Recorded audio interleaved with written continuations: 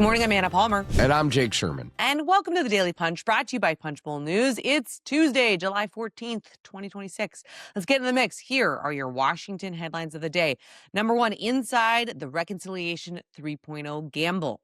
Number two, we've got the Senate's changing guard. A lot of movement there. And number three, the latest on crypto from the vault. All right, Jake, let's get into it. We are leading off Punchbowl News AM with a look at, in particular, House Republicans' effort to make a bid for Reconciliation 3.0 before Congress goes out for the August recess. It's going to be a big lift, to say the least. It is. So we scooped yesterday. I think it was, it must have been yesterday because that was the first day of the week.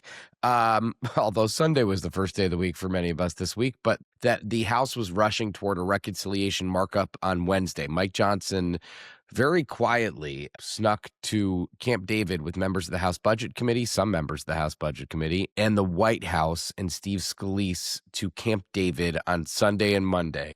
Many people were invited on Friday night, or told of the invitation Friday night. They got there Sunday. The idea is to try to find some sort of middle ground on reconciliation to move something this month, move a budget resolution this month. It's going to be tough. It's going to be real tough. But what they seem to have rallied around, and I should say this first, they want to mark this thing up Wednesday. They want to mark it up this week. That's tough. really, I'm not saying they can't do it, because I think they probably will. And Jody Arrington, the House Budget Committee, told me yesterday that he wants to get it done this week. He's not sure if it'll be Wednesday or Thursday, maybe even Friday, even though the House is not in on Friday. Maybe they try to do it.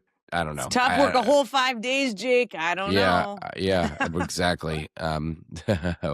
So they are going to they're going to theoretically mark it up this week. And one thing that I've discovered is that they do seem to be not interested or not committing at this point to offsetting the spending, to finding budget cuts, equal budget cuts, or cutting what they call waste, fraud, and abuse, which is not always waste, fraud, and abuse to other people, to offset the roughly $67 billion that Republicans want for the Defense Department. So that'll be really interesting. And I think the bigger point that we make here is 112 days before the midterm elections, historically, a House Republican majority would be working on legislation that unites the party, not legislation that could potentially divide the party. Usually we're talking about, lawmakers getting their pet bills that could help them back home.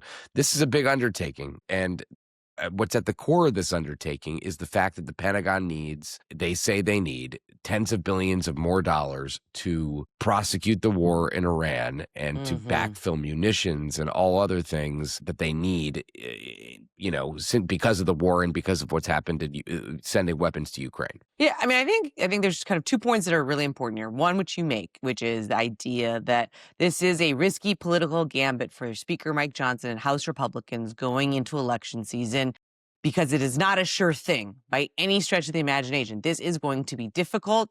Certainly, you've got the Speaker, you've got some of his lieutenants and the White House pushing aggressively to try to get it done. Second of all, I think the money is going to be really important. I mean, you're talking about everything from $65 billion to $350 billion. And the idea that you're going to not offset it is going to upset conservatives like Chip Roy and others. Is there incentives enough, or is there enough pressure that they say, okay, we don't need to offset it? I think that's a big, big question. And I think the third thing we should talk about here is the fact that they could do this. This House, maybe they're able to, over the next couple of days, get it out of the Budget Committee. Wow, and they're able to kind of cobble together the votes for it.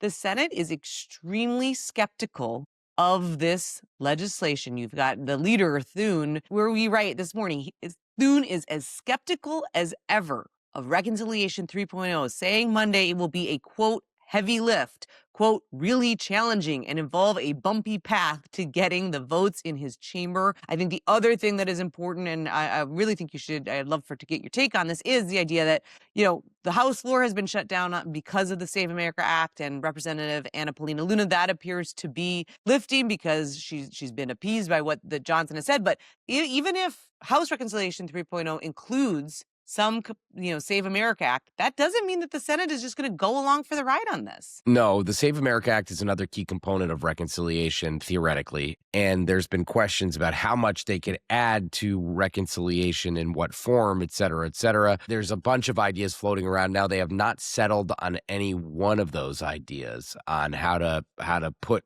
save in reconciliation.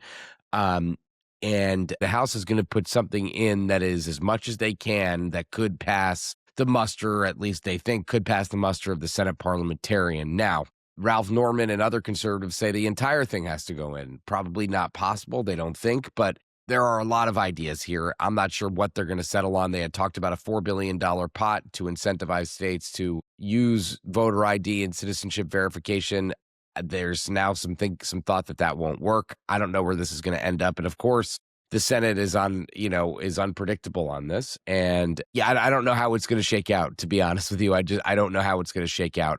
On the House floor point, Anna, Luna does seem to be backing off, but Johnson still does have problems on immigration. He promised Chip Roy this immigration legislation to codify the border to get rid of sanctuary cities. This is immigration enforcement. He has not done so. I don't think he's going to find a middle ground on this because moderates have balked.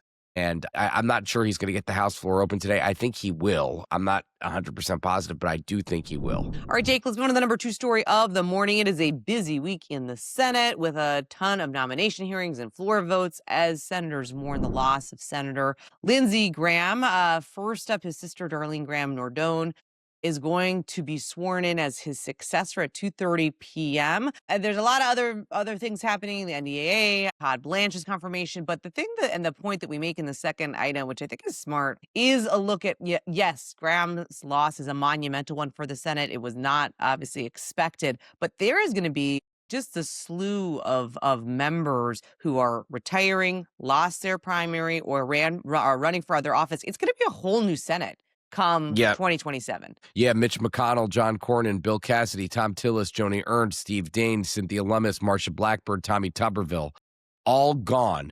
Susan Collins up for re-election, John Huston up for re-election, Dan Sullivan up for re-election, Alan Armstrong of Oklahoma, who took the seat of Mark Wayne Mullen, will be gone. That is a huge turnover. I mean, that's just a massive turnover. Mike Lee is next in line to take judiciary if he wants it. Ron Johnson could take budget, likely to take budget following Graham's death. That is a lot on the Republican side. On the Democratic side, Dick Durbin, Gary Peters, Jean Shaheen, Tina Smith, Amy Klobuchar, all gone.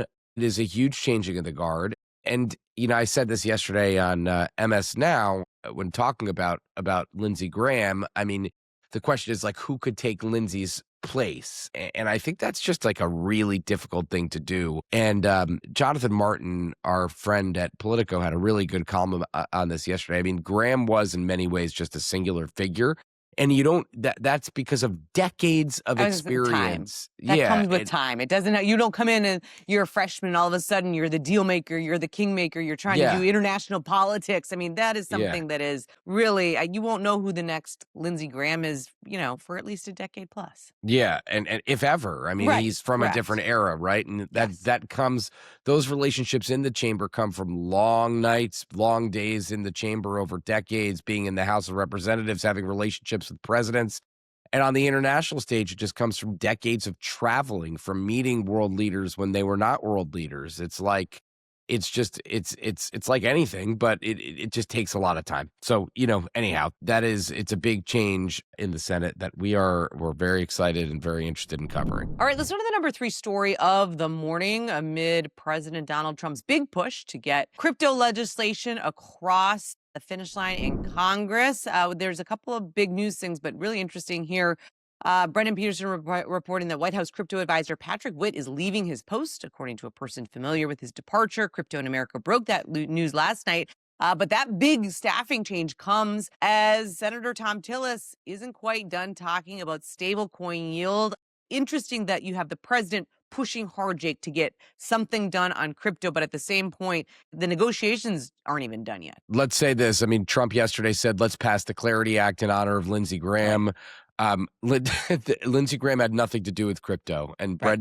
Brendan had that very interesting point that he made. Every bill can't be in honor of Lindsey Graham's death. I mean, the Russia sanctions bill is one bill that could be in honor Feels of a little Lindsey more Graham's death. natural to Yeah, be in but to he was not be in of honor all the of. things Lindsey was involved in. Crypto was not one of them. I don't think, or not in a meaningful way. He seemed to Right. be involved in everything.